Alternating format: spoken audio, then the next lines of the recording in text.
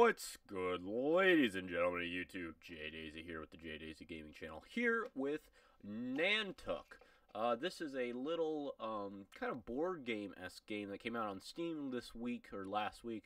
And I got it because of its great Steam description, which I'm going to read to you now, and I quote, "Chase after Moby Dick and live through the golden age of American whaling in the seafaring tragedy game. Set sail around the world, manage your ship and crew, and live Ishmael's story, the sole survivor of the Pequot, a few years after events narrated by Herman Melville in his masterpiece." And the reason I got it because of that is because the golden age of whaling, you don't often think of golden ages, you don't often think of whaling as kind of a golden age. You think, golden age of TV that some people say we're in now, golden age of painting and art, and golden age of movies, stuff like that. Not particularly going out in a boat to kill, a majestic creature that's just, living. But if you get past that, because this is just a video game, it's a alright little game. It is currently $17.99 on Steam, so we'll just round up to $20. And for $20, it's a pretty nice little thing. You have to kind of like tabletop games more, because it kind of has that kind of feel to it. Because all your moves are dictated by dice, and even the combat, which is kind of few and far between, acts like a board game where your characters that are in the boats do certain things on certain dice rolls. So if on 2, 4, 6, and 3 you attack and you roll a 1, nothing happens. But the other opponent might roll and attack you there. And you're only allowed to use one of your characters at a time. So the way it works is you sail your boat out to a whaling spot. Well, first you're in port, you buy all your preserves, you get a crew. Then you sail out to the whaling port because you got a lead on where some whales were from a mission. You go out to the whaling spot, you spot a whale, and then you go into this combat role where the whale is on one side and you and your crew are on the other, or just your crew. You can send them out by their own, and you roll the dice.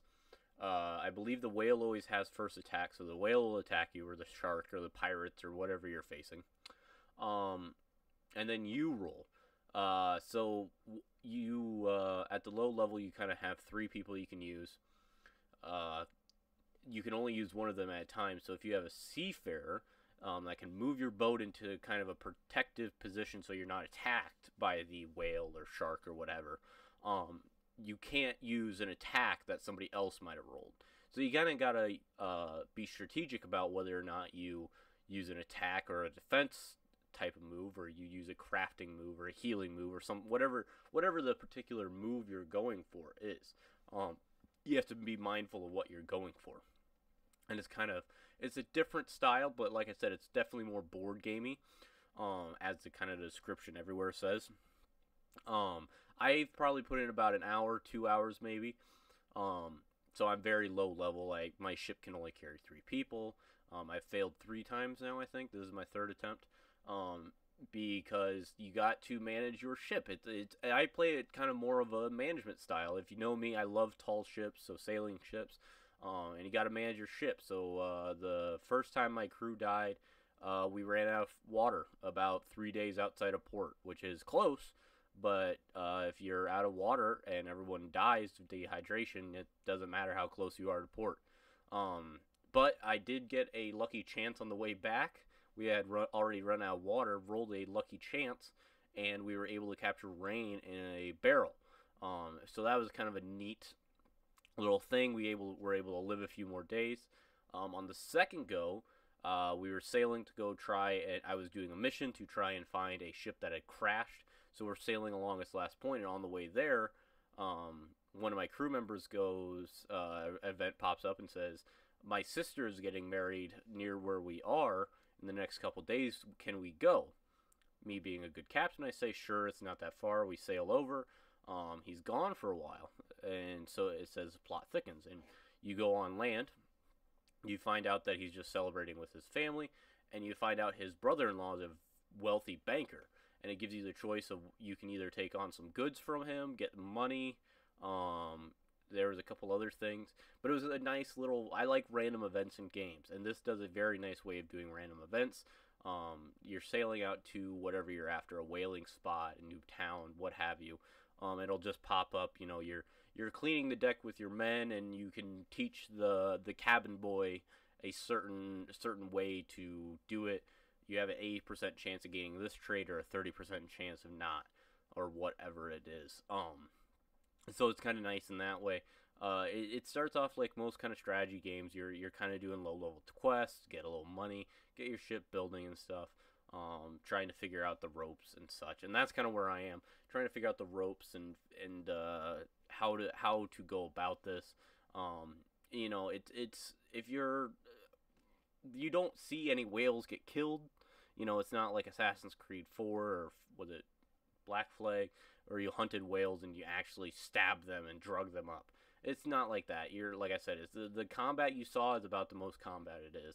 It's very, very board gamey. All your crew have plus and minuses. You can decide whether or not to take scientists or sailors or hunters or just plain cabin boys that will gain their own traits along. Um, and as you progress, you get better ships, can carry more people, more equipment, better equipment, research, that kind of stuff. Money's a little tough, but nothing insane. Each mission pays, these low levels kind of pay out about 200 gold, give or take. And to kind of get up into the next tier, you're looking at about 15,000 to kind of get a ship of 6. The basic ship you start off with is a crew of 3. So it is a little bit of progression.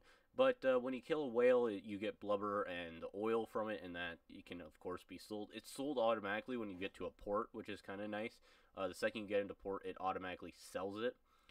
So you don't have to worry about, you know, oh shit, I forgot to sell that when I was in port. Now we're screwed. But you do have to remember to take on food, water, grog, and the wood for repairs. Because if you don't do that and you get 30 days out or however far, and you suddenly run out of that, you're definitely up the crick. But it's not bad. For 20 bucks, I suggest it. Especially if you're into tabletop games or strategy games. This is right up there. Or management games. It's a solid management game, strategy game for the price. It's pretty casual. I assume the further you get in the game and you start fighting harder and harder enemies, it'll get harder, but at that time you should probably have a better overlapping of your characters, so the different dice roll do different moves with the characters. Kind of when you start off, you just take whoever you can get because you're so low level and so low experience. You just kind of take whoever you get, and you really don't get that chance to fine-tune your crew to be able to mesh together. You can a little bit, but at some points you just can't be picky, and you just have to take who you can take. But yeah, I very much am enjoying my time with it. I plan on playing more of it. It's a great little tabletop style Steam game. I would look into it if you like strategy games and management games. But as always, that is just my opinion. As always, we're all in this one together. I'll see you in the next one.